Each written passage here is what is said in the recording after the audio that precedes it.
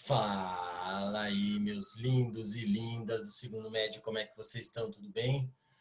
Uma leve saudade de vocês, né? Porque eu não dei aula para vocês na semana passada, mas não tem problema. A gente dá sequência no processo para entender um pouquinho mais sobre o que a gente está vendo dentro de fisiologia humana e comparada. No primeiro momento a gente falou sobre digestão, falamos sobre digestão humana e comparada, demos as características e os tipos de enzimas que estão associadas a isso, entramos no sistema respiratório, sistema circulatório, e aí para a gente entender um pouquinho sobre o processo de excreção e regulação osmótica, que é ainda a parte integrante desse capítulo 2, e preparando para a próxima semana no capítulo 3, que é um capítulo mais bacana, que fala sobre coordenação nervosa. Quando você faz a digestão, 90% daquilo que você come se transforma em micronutriente e esses 90%, esse percentual está relacionado à absorção, efetivamente, que ocorre no intestino delgado. 10% ocorre dentro dessa característica no intestino grosso, muito em relação à água e alguns açúcares complexos que são degradados no intestino grosso e também a presença de algumas vitaminas que são hidrossolúveis e lipossolúveis absorvidas nessa região. Outro detalhe importante é que dessas vitaminas, as lipossolúveis podem ser armazenadas, enquanto as hidrossolúveis elas acabam indo para o rim. Rim esse que é parte do nosso assunto dessa aula de hoje, relacionado exatamente ao sistema de excreção. O sistema de excreção ele está relacionado ao sistema metabólico do nosso corpo. Ele não tem a ver com a digestão gástrica, gastrointestinal, mas sim com a digestão intracelular e todos os processos metabólicos que estão associados à produção de energia, todas as reações químicas que ocorrem nas células. Boa parte dessa retirada vai em direção ao sangue, uma parte dessa também acaba sendo incorporada do sistema linfático, o que forma o conglomerado completo do que a gente chama de filtrado renal. Então, passa-se tanto do sangue arterial, aquele que vem do coração em direção ao corpo, quanto do sangue venoso, aquele que vai do corpo para o coração, que é reflexo daquilo que nós vamos tratar um pouco mais hoje, sobre os processos de excreção dos organismos.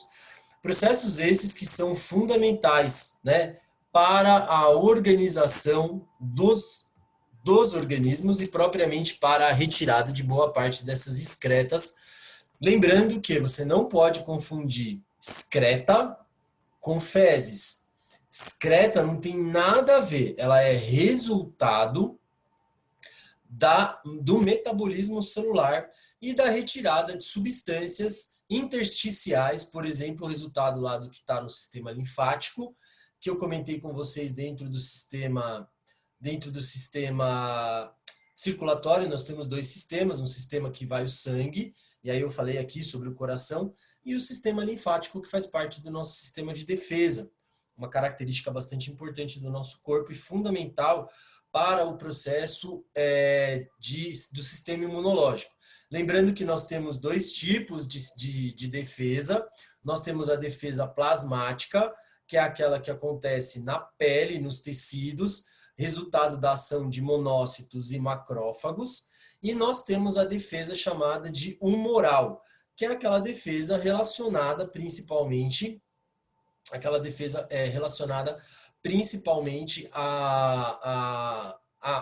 ao estímulo-resposta dado aos linfócitos do tipo T e linfócitos tipo B, que vão desencadear a produção de anticorpos. Então, essa é a primeira parte que é fundamental que vocês lembrem, tá?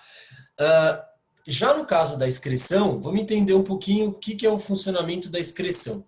O equilíbrio do que a gente chama de equilíbrio hídrico, que é o volume de água relacionado a um tipo de excreta, tá? Então, nós temos três tipos de excretas, falando aí de todos os organismos. Nós temos, eu vou falar do mais tóxico e mais solúvel para o menos tóxico e menos solúvel, beleza? Então, vamos lá. O primeiro é a amônia. A amônia é uma substância que é o NH4. A amônia é uma substância altamente solúvel em água e caracteristicamente muito tóxica. Esse é o motivo pelo qual a maior parte dos organismos que excretam amônia acabam sendo animais de água, animais aquáticos. Não é, você tem que pensar assim, não é a baleia é um mamífero aquático, então a gente está falando de peixes, peixes, moluscos aquáticos, crustáceos, então nós temos aí vários organismos que fazem, principalmente aqueles com respiração branquial, tá? Ureia, que é parcialmente tóxica e parcialmente solúvel em água, e que é, por exemplo, presente em mamíferos, algumas espécies de animais terrestres, tá? E aí daqui a pouco a gente fala um pouco sobre isso. E por último, o ácido úrico, principalmente presente em artrópodes, répteis e aves, tá? Então vamos entender um pouquinho, né? Sobre o que é o equilíbrio hidrossalino. Vamos falar de equilíbrio osmótico, que para mim é mais claro. Equilíbrio salino ele está relacionado à entrada e saída de sais, que não necessariamente precisa ser sal de cozinha. Sais são todas aquelas substâncias que são passíveis de serem dissolvidas na água. Então guarda essa informação, tá? Então, por exemplo, invertebrados mantêm a sua concentração do meio interno próximo à concentração da água do mar. Portanto, a sua maioria morre em ambiente diluído, ou seja, em meio hipotônico, ok? Peixes de água doce vivem em meio hipotônico, tá? Por quê? Porque a água doce, vamos dizer assim, que a gente fala, né? Ela é menos salgada que a água do mar. Então, pelas brânquias e pela superfície do corpo, a água entra por osmose. E os rins eliminam esse excesso. Peixes ósseos marinhos, eles estão em meio hipertônico. Então, por osmose, eles perdem água, que é compensada com a ingestão de água do mar e é presente nos alimentos. Tá? O excesso de sais é eliminado através das brânquias e da urina. Em peixes cartilaginosos, a concentração de sais no sangue é menor que a água do mar. Entretanto, a alta concentração desses compostos orgânicos, como ureia e óxido de trimetilamina, contribui para manter o plasma desses peixes ligeiramente hipertônico em relação à água do mar. Então, a elevada concentração de ureia desses peixes é conhecida como uremia fisiológica, ok? A maioria dos anfíbios adultos não tem brânquias e absorve os sais pela superfície do corpo, né? E não está adaptada à vida marinha. Esquece, quase não tem um anfíbio marinho, tá? As aves obtêm água através dos alimentos e da ingestão, e da água do mar que ingerem. Aves e répteis marinhos, como tartarugas, têm na cabeça glândulas de sal, tá? Que fazem a excreção do excesso dessa concentração na forma de cristais, tá? Baleias, focas e outros mamíferos aquáticos bebem pouca água ou nenhuma água do mar, vivendo à custa da água do alimento. Formam urina e leite altamente concentrados, retendo mais água em seu corpo. Então aqui algumas informações e algumas curiosidades, tá? Vamos entender um pouquinho como que são o rim dos vertebrados. Então primeiro, tá? Nós temos 3 tipos de rins: pró, meso e totalmente néfrico ou rim néfrico, tá? O rim pronéfrico, ele é segmentado, tá? E situado anteriormente na cavidade, tá? Corporal. Seus néfrons se abrem na forma de um funil, chamado nefróstoma, tá? Daqui a pouco eu mostro a imagem para vocês, tá? E na cavidade do celoma, que é o que dá origem ao sistema excretório e circulatório, tá?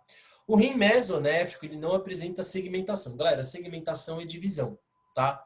Tão nítida quanto no pró, tá? E desenvolve na cavidade média do corpo do organismo, tá? O rim metanéfrico ou rim néfrico não tem segmentação externa e está localizado na parte posterior da cavidade do corpo, tá? Todos os seus néfrons têm uma cápsula ao redor dos glomérulos chamada cápsula de Bowman, tá? E não se desenvolve em peixes. E é o rim funcional de répteis, aves e mamíferos adultos, beleza? Quanto aos resíduos, vamos lá, como eu repeti para vocês, tá? Então vamos falar sobre toxicidade, tá? Alta toxicidade na amônia, na ureia moderada e no ácido úrico é baixa. Solubilidade em água alta, na ureia média para alta e no ácido úrico é baixa.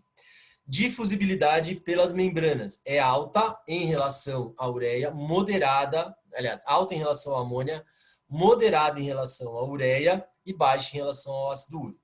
Custo metabólico para a síntese, baixo, porque ele é uma substância muito simples, baixo para a ureia, apesar da gente ter um mecanismo altamente complexo, que começa na mitocôndria e termina no rim, passando pelo fígado, e altíssimo para o ácido úrico, tá?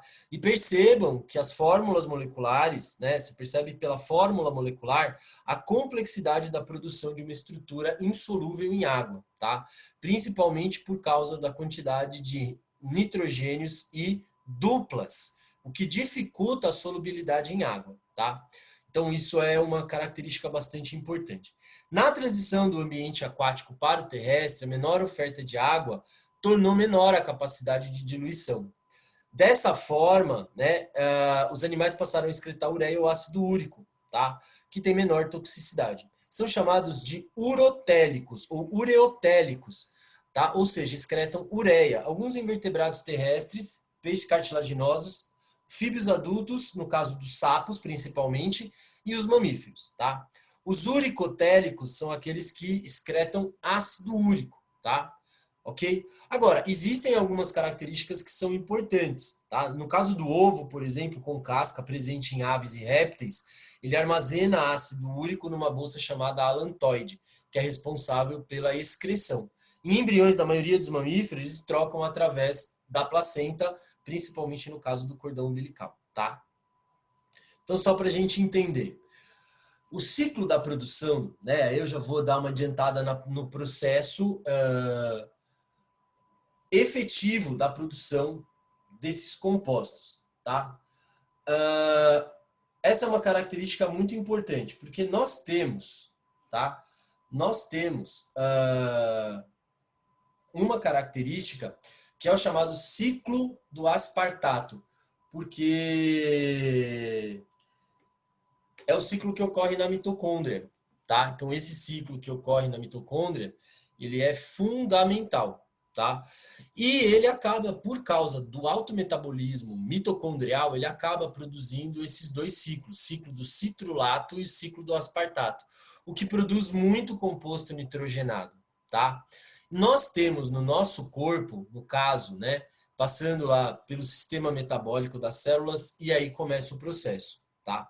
Então, como acontece? Primeiro, todo o processo que ocorre no rim, ele ocorre por difusão.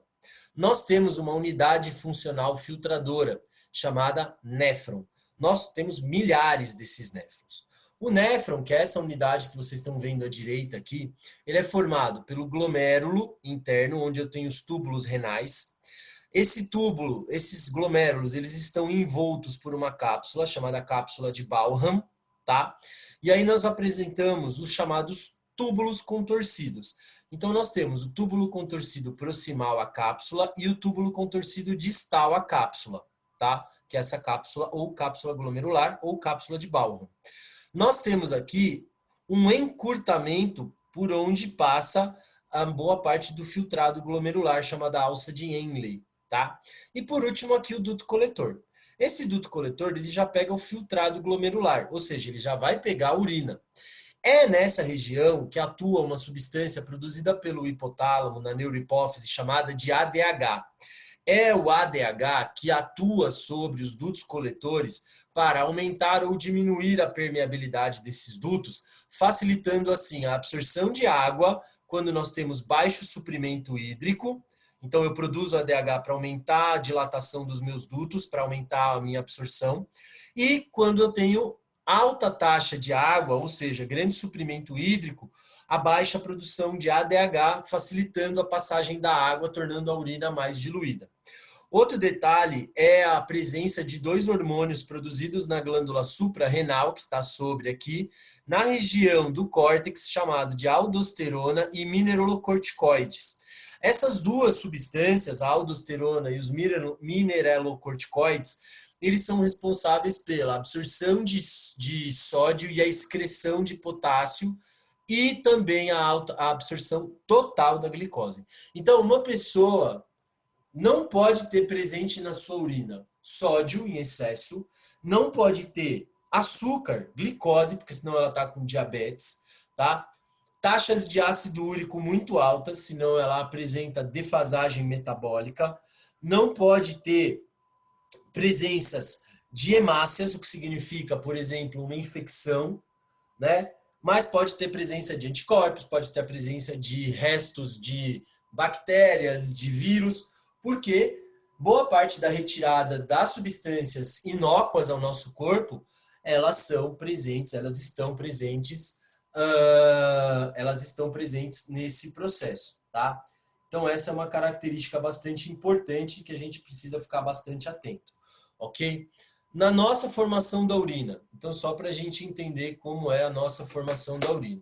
Como eu falei para vocês, nós temos aproximadamente, diariamente, nós eliminamos mais ou menos 1,5 litro de urina, precisando aproximadamente de uma absorção de 2 litros de água, tá? Um detalhe, hemácias, leucócitos, plaquetas não atravessam o glomérulo, sendo normalmente não sendo encontradas na urina. Por isso que eu falei que se elas perpassam, se eu encontro, né, essas células, significa que tem alguma coisa errada.